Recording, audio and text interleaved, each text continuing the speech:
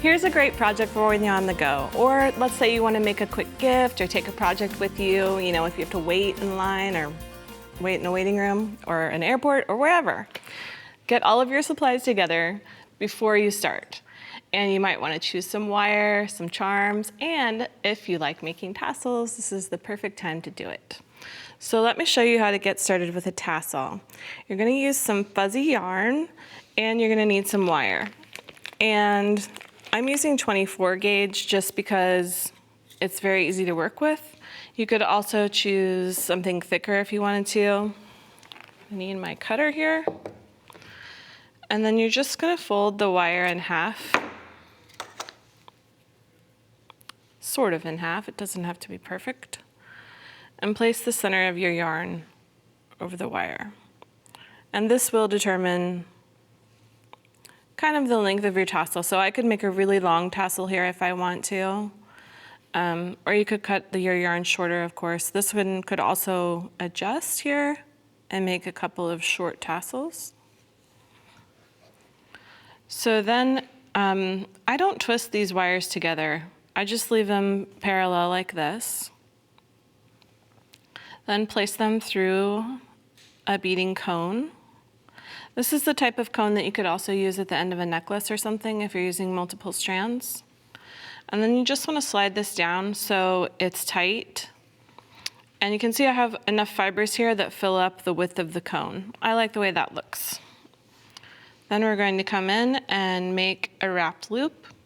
And since I have two wires here, I'll bend one wire, I just separate them a little bit so that I can see what's happening. And then I'll make my 90-degree angle, make my loop. Then I want to make sure that that second wire is inside.